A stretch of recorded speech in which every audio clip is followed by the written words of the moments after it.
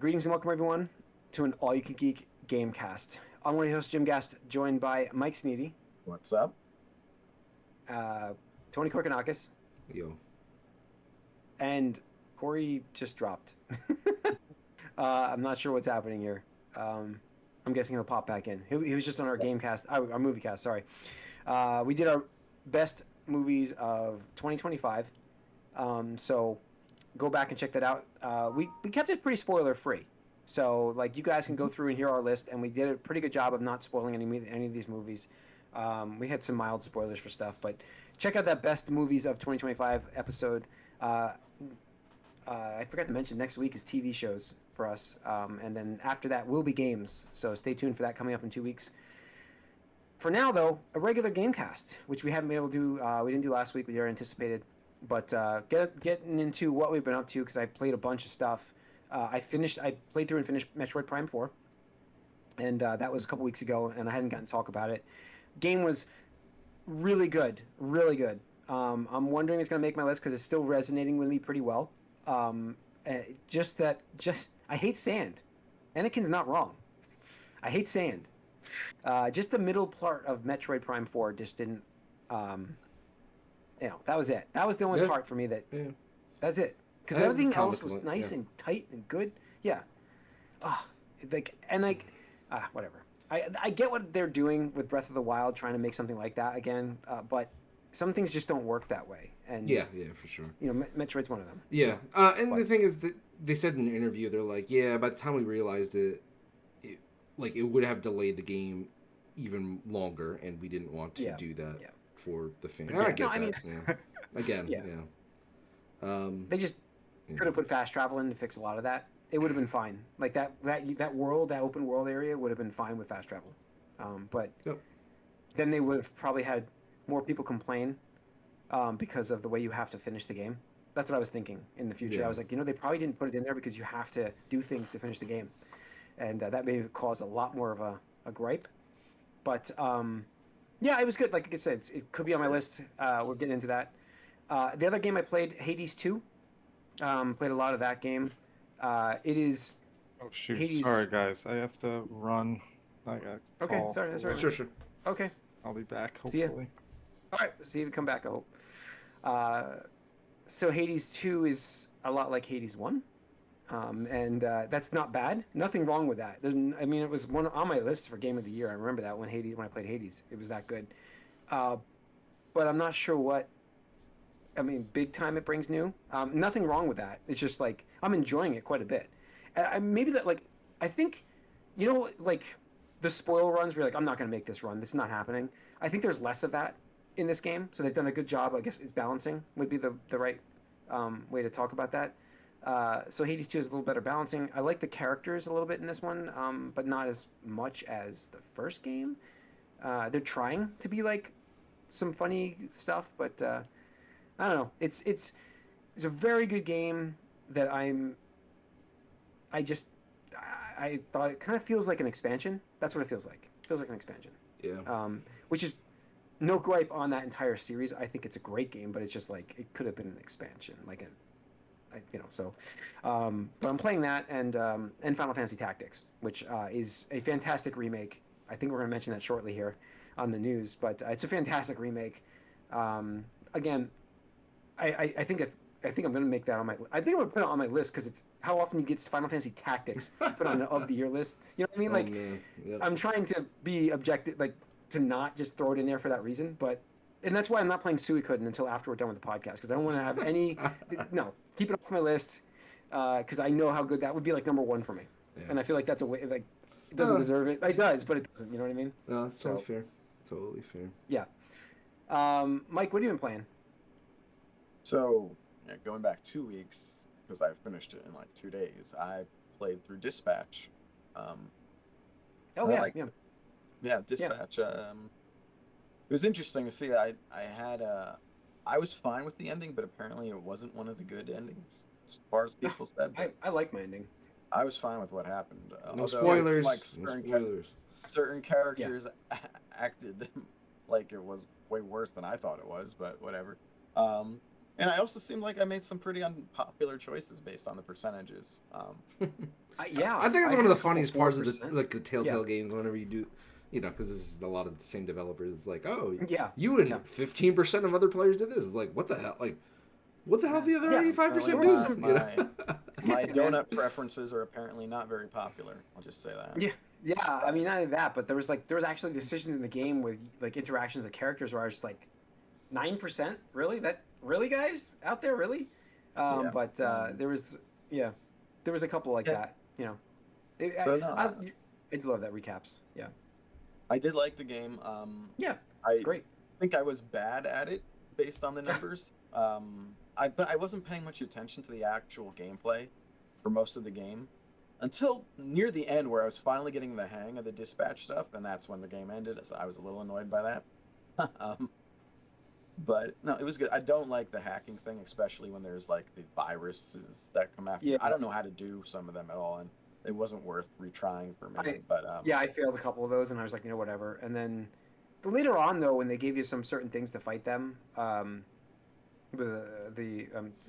there's certain things in there in the map I did okay on, but earlier on I got But overall, no, it was good. I'm not as crazy about it, I feel like, as some people in like games media are, where they're like, oh, this is a game of the year contender. I'm like, it's a good experience. I wouldn't put it up there, but it's good. So I was glad I played it, and I mostly liked it. I'm curious to see what Ad Hoc, that's who they are. They're like a reconstituted Telltale type people. Yep. Just curious to see if they do a sequel or whatever anytime soon. And then I made a prediction for that. Go on. And then after that, more recently, that kind of ended my rush for anything of this year consideration, because I'm not gonna get to play anything else like Bonanza or Death Stranding 2. I'm not gonna play like all those other big ones. I'm not doing that. But what I did play, because the price was finally right, even though it did come out on Game Pass shortly afterwards, I jumped into Star Wars Outlaws. Oh, nice. The full game. I played the beta of that. It was really good. It was pretty good at the beta. So far, so good.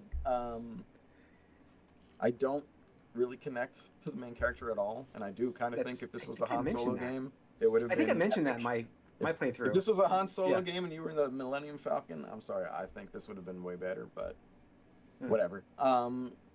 But so far so good. I can see it, because I'm stalling a little bit because my wife watched me start it, and then she kind of only wanted me to move the story forward while she was around, which is a very small percentage of my game time. So I am sort of just doing the open world like side stuff in the first big area, and it's getting a little old now. You gotta get another planet. Yeah. But I really appreciate, at least at first, the side content in here. Like, I'm asking for so many times, if you're gonna be in these dens of villainy or like these skeevy places, like, let me gamble. This game lets you gamble, lets you cheat at gambling. It makes horse racing betting. You can cheat there too if you find a card. So I do like most of the side activities in this, and the stealth is actually harder than I expected. The first introductory level, it makes everything seem stupid easy, and then once you get to the open world and try to do stuff on your own, you just get rolled. I'm like, oh, okay. So I like it enough. It's definitely so far so good. So we'll see how it goes.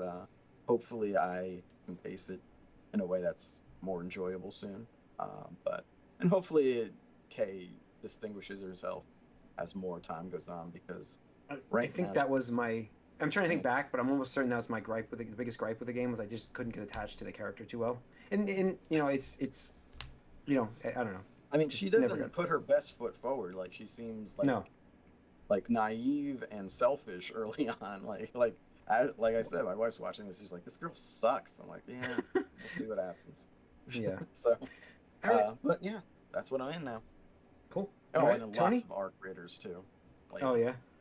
Because I started to kill everything, like the big things, in friendly servers. I haven't killed like a raider in a long time, except accidentally once, while trying to kill. It was an accident. It was an accident. It was.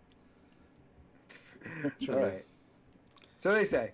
So they say. Anyways, Tony, what have you been playing? Just usual service updates. You know, Arc Raiders, Fortnite, Marvel Rivals. Then went back to Tactics. Yeah. But this past weekend, Corey and I were down in Washington D.C. National Harbor for MagFest, wearing the shirt I got. Nice. And it was fantastic time. Oh my goodness! Like, it's funny because I was talking to him about. I wish we had done this when we were younger instead of one of the other cons, because just having like 2 rooms of people just going down and just having crazy good times with music and concerts and arcade and stuff, free play consoles, was just awesome. Like, they did a really good job this year because they cut down on what people like to refer to as LobbyCon, where it's like, oh, because the convention is at the hotel, I can just pretend I'm a customer of the hotel and just walk in and hang out and take up space without paying for it. But this year, because it got so crowded the past few years, they're like, nah, you need a badge. You need either a badge or a room key, and to get a room, you needed a badge. So straight up, you needed to be a badge to be there, which really cut down on a lot of the busyness. Although I'm not saying it wasn't busy, it was still busy, but it wasn't like, the fire marshal might get called for this. I don't know, we'll see. But super fun time, played a lot of stuff. Pinball, as always, like, it's just really easy to just go up to one of those machines and just spend a half hour. I always love a good pinball game. Yeah, I always get attacked. Like, I always like when you walk any place I walk into that has a pinball machine. You gotta check it out. I gotta play it. Yeah, you gotta check it out. Yeah. I think it's one of those cool things where the boards might be different, but the gameplay, you know what it is. You hit the bumpers. Yep. You hit the flippers, and lights and sounds go off. It's a physical interaction game too. It's just like a different style game. Absolutely. It's one of the few of its kind. And what's crazy is they always come out with these ones where I'm like, I didn't know, like Avatar, like James Cameron Avatar had a pinball machine. I didn't know about that.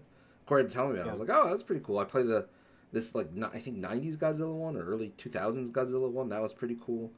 I think my favorite pinball game was probably the Terminator 2. Yeah, the Terminator 2 one was there. That was good. Yeah, that was so good. That was really fun. And then we got to play our Scotto, which is like the ping pong competitive bounce shot. That was always fun.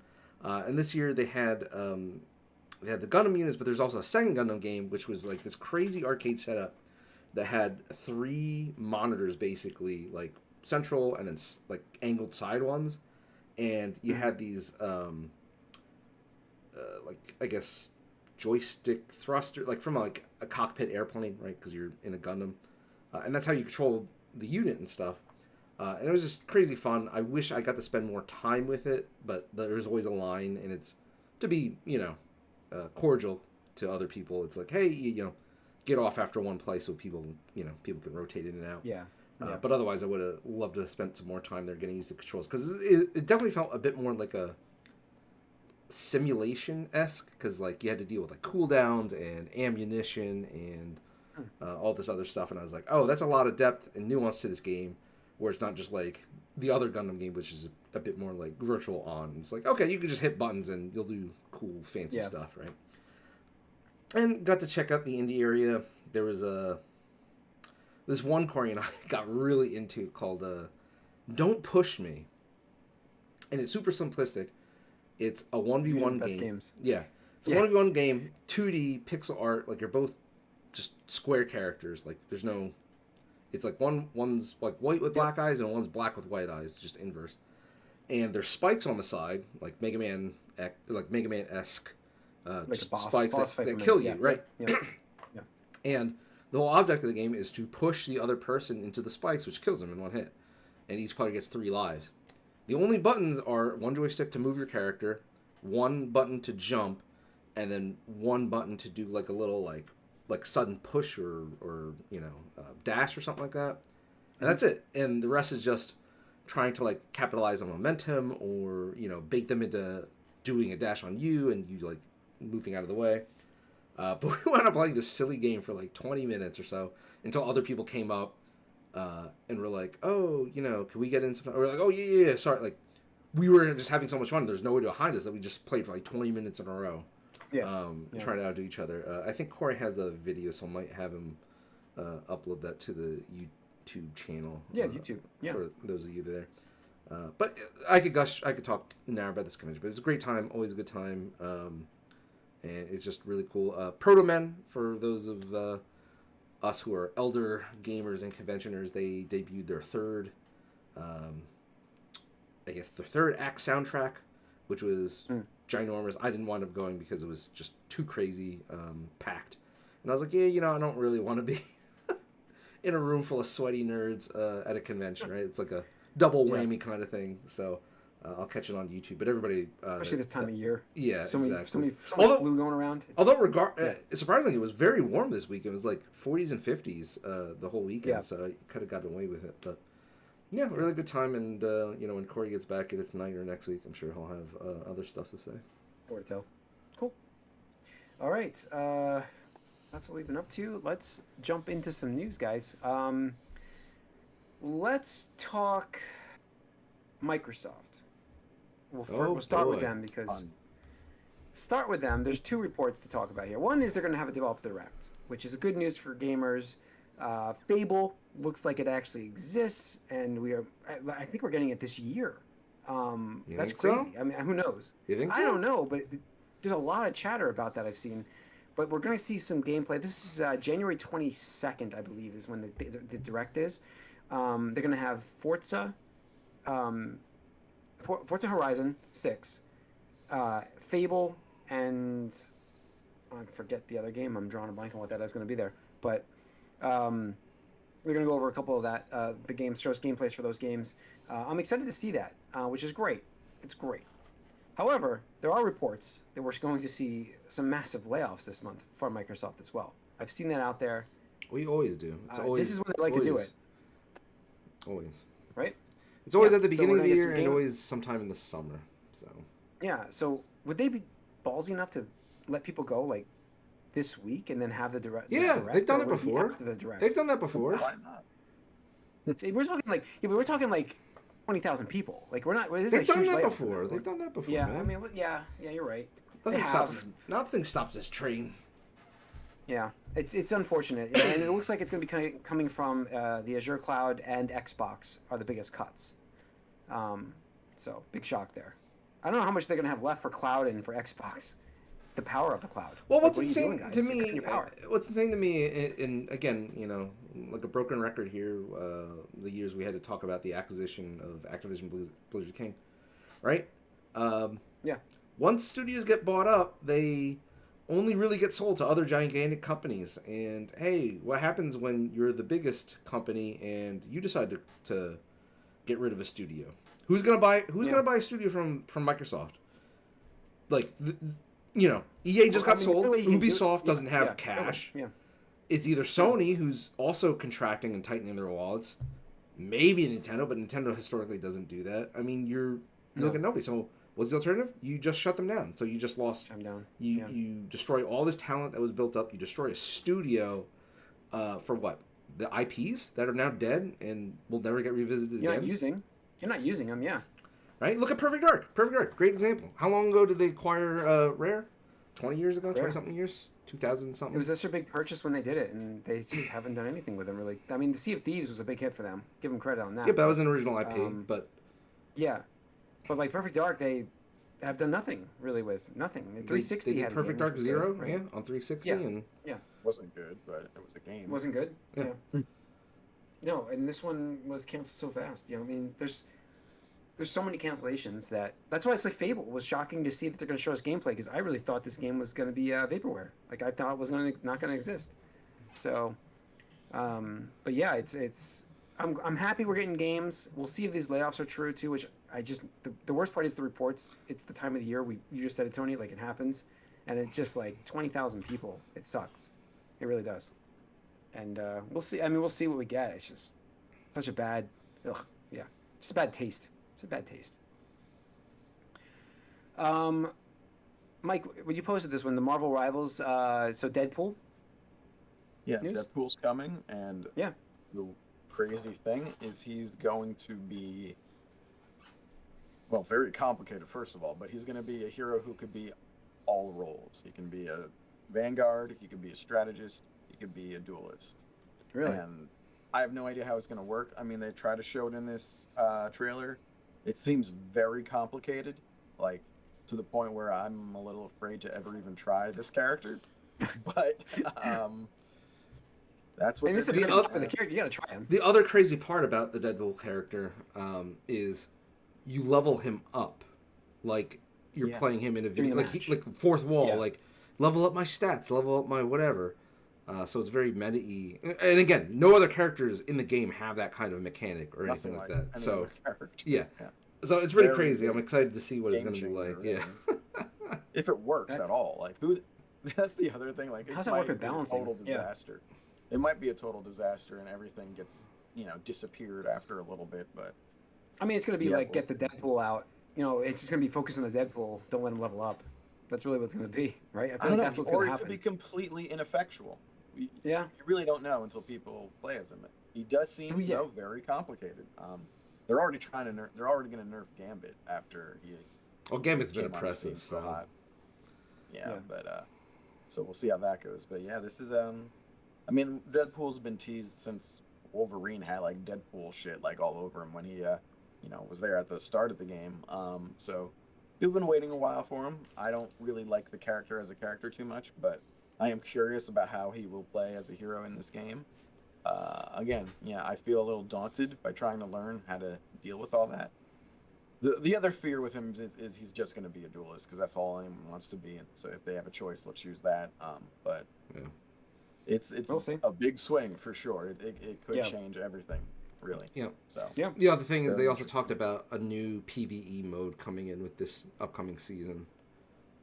So again, that's really cool. And again, just shows what a smaller, agile team can do with the hero shooter genre. Because again, everything that we wanted or hoped or dreamed of with Overwatch never came to fruition, which is, again, one of my biggest disappointments of a game that was Game of the Year material, right? Back in 2018.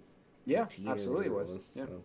One of the only games that got me to buy, like, bonus packs of things. Like, it's one of the only games. And, it's great to hear this, though. Like, the thing that I like about this, though, is they're trying some new stuff. And, like, what are we going to get next, character? Like, are they going to Also Bloodstone. Also Bloodstone. Yeah. Yeah, so we'll see. Corey, welcome back. Hey, I'm here again. Emergency is fine. We diverted. Good. Tony was talking about MagFest, and we got in some news, obviously, but you want to go back to your MagFest conversation? You can absolutely tell us about he was talking about the, let's see, Don't pinball. Push me. We had the Push Me. Don't Push Me. Don't Push Me. Oh, that was so fun. Wow, that was a great indie game. It's like a little arcade cabinet, 2 buttons and a joystick. Just you against your opponent, mano-y-mano, and it's just super simple. You dash, you jump, and you can dash in any direction, and just don't hit the wall on either side. And that was so cool. It's just like so addicting because of how quick things go. The matches are when you explain the rules and everything, but like it's just fun. Like it's super simple. I'm super shocked. I would like to. I don't know if you shouted out the designer and anything. Oh no, I didn't. Sorry, good. Definitely would. Give him a shout out because I was very impressed with the simplicity. It sounds a lot. Just the simplicity and the fact that it was like a little arcade cabinet. The production of it was great and super simple. It was I think Jakey Poo. Jakey Poo, is the name. So it sounds a lot like the basics of like the game we always play for our week when we go like to the weekend gathering. What was that game called? Boomerang Fu. The slice. Boomerang Fu. Thank you. Yep. Yeah, no, it sounds like great games. I don't know if you could do more than 2 players with this specific game. You could. It'd be chaotic, and that might be fun as well. To do something like that, you could have multiple different like surfaces that are deadly. But it's on Steam. Yeah, that was definitely a highlight. It's on Steam, so $5. It's on Steam. Yep. Oh yeah, let's go. Let's get it. Don't push me. Jakey Poo, don't push me. Then there was some really cool MagFest is awesome because it has this huge arcade, Japanese arcade games. They import the pinball that Tony mentioned. Yeah. Then they have a whole console section, which is like a whole bunch of classic retro arcade console games that you can play. You can just sit there and play it all day. They have a LAN section, bring your own computer that you can do and just play games. And like they had people playing, I saw people playing Valorant, people playing Arc Raiders, people were playing Rivals. Just like you can just do anything that you want to do in gaming. Hanging out with gamers and playing. Yeah, hanging out with gamers all weekend. Yep. Yeah, it just goes so fast. Even though it's like, oh, this is 4 days, it flies by. Don't even realize. Yeah. And it's open the entire time, so you can literally just not go to sleep and continue to do these things. It's dangerous, man, for gamers. People do it too. Like I don't know how. Like I couldn't, but there are people that will do that. Yeah. Yeah. Well, that's cool. Mag. That's awesome. Yeah.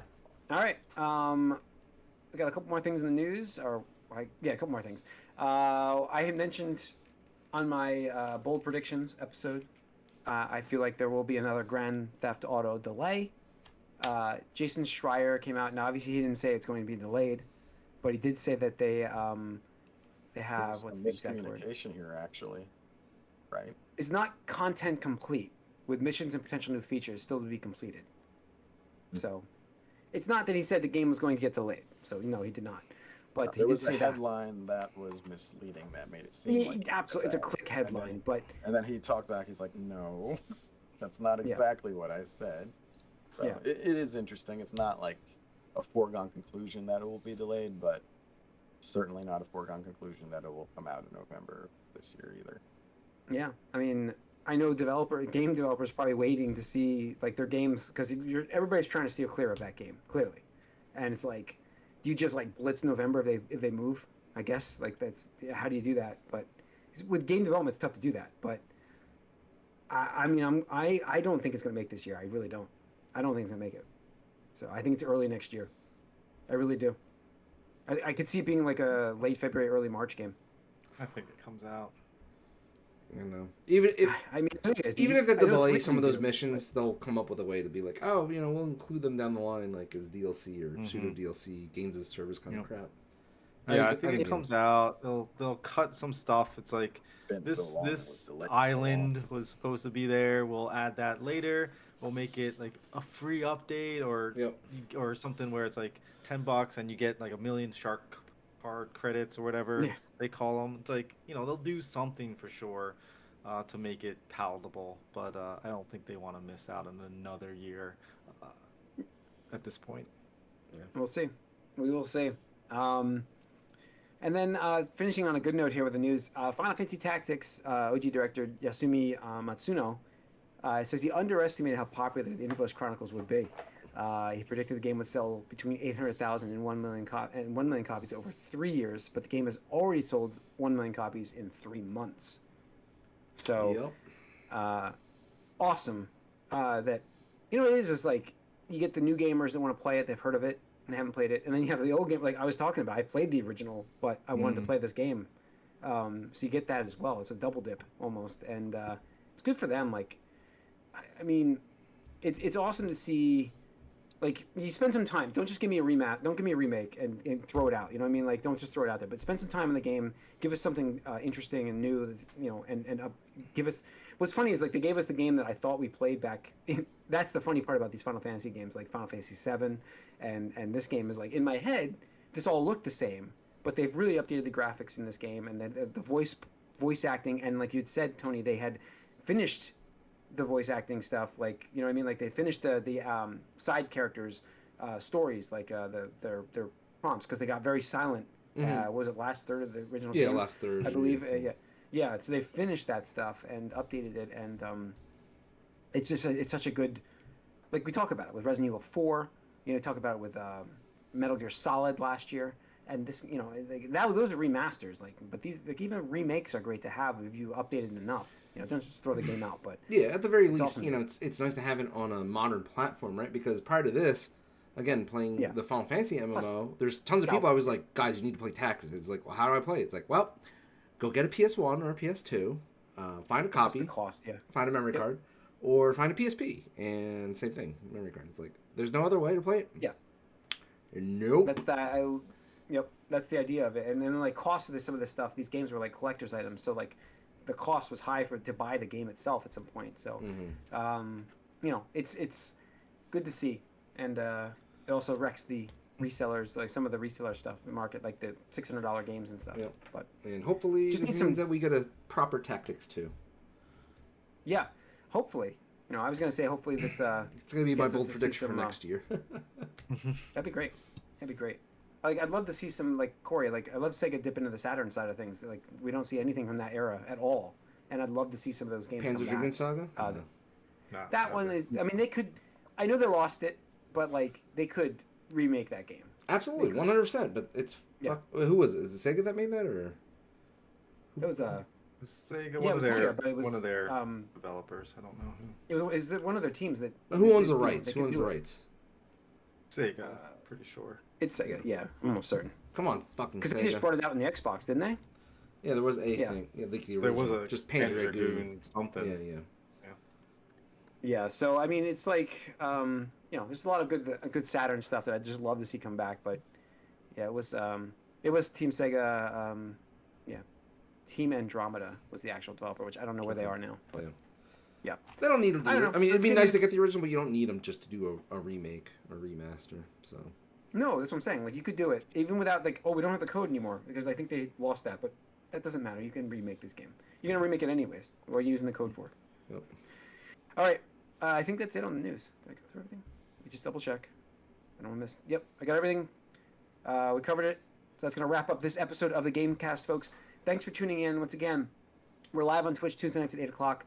If you can't check the live broadcast out, go over to YouTube, subscribe. That way you know when we post, and we'd love to hear from you over there. Stay tuned next week. TV shows of the year, games of the year coming up after that. A lot of great content. Check out the movies of the year from the MovieCast episode this week. We'll see you on the next week. We're out.